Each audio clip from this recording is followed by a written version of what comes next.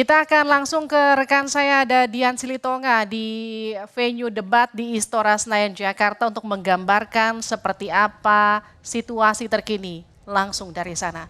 Dian, silakan laporan Anda.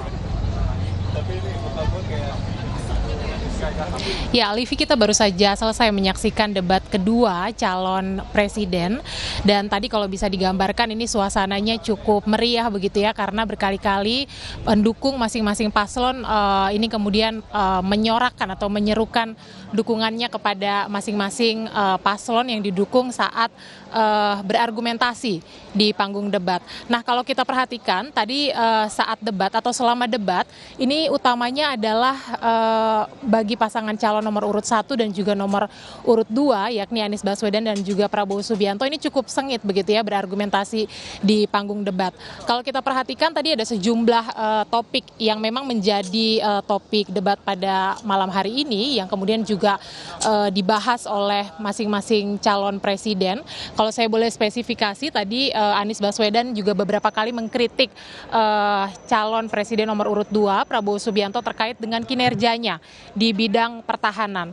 Nah, kalau boleh saya ceritakan, Livi, tadi juga Anies mengkritik soal kinerja Prabowo Subianto di bidang pertahanan, utamanya adalah soal pembelian alutsista begitu ya, dinilai tidak efektif karena sesungguhnya Indonesia anggaran pertahanannya cukup tinggi, tetapi dialokasikannya hanya untuk pembelian alutsista saja, padahal ada ancaman-ancaman domestik yang mungkin luput atau tidak diperhatikan oleh Prabowo Subianto sebagai Menteri Pertahanan.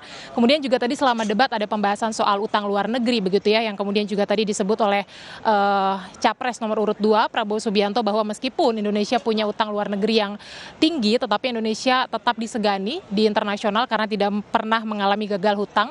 Dan kemudian juga Capres nomor urut 3 Ganjar Pranowo menyoroti hati-hati terhadap hutang infrastruktur yang selama ini dilakukan oleh pemerintah. Dan kemudian juga Anies juga tadi menyatakan bahwa seharusnya Indonesia ini GDP-nya angkanya adalah 30% yang kemudian juga tadi dikritik oleh Prabowo Subianto.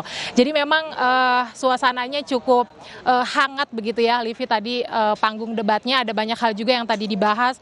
Contohnya soal bagaimana globalisasi begitu ya, komitmen dari masing-masing capres untuk membawa budaya dan juga ekonomi Indonesia ke dunia internasional melalui delegasi-delegasi, terutama mendorong diaspora untuk menjadi wakil Indonesia menyampaikan budaya dan juga sistem ekonomi Indonesia ke kancah internasional. Nah, debatnya sudah selesai, tentu ini menjadi momentum begitu ya bagi masyarakat untuk melihat masing-masing ide dan juga gagasan dari masing-masing calon presiden untuk memantapkan hati. Nanti pada 14 Februari akan memilih siapa untuk memimpin Indonesia selama 5 tahun ke depan. Sementara demikian saya kembalikan ke Anda di studio, Livi. Dian, apakah seluruh pasangan calon presiden maupun calon wakil presiden sudah meninggalkan venue debat atau saat ini masih berada di dalam venue? Ya, nampaknya masih berada di dalam venue. Jadi kami belum memantau seluruh paslon capres-cawapres keluar dari venue, Livi. Jadi memang biasanya selesai debat akan diarahkan dulu ke ruang transit begitu ya untuk mungkin beristirahat, mengganti pakaian dan lain sebagainya. Baru nanti juga diarahkan untuk menemui wartawan yang sudah bersiap untuk melakukan konferensi pers, menyampaikan pernyataan setelah debat begitu. Nah, kemudian setelah itu barulah nanti masing-masing pasangan calon capres dan juga cawapres meninggalkan venue bersama dengan seluruh tim ses.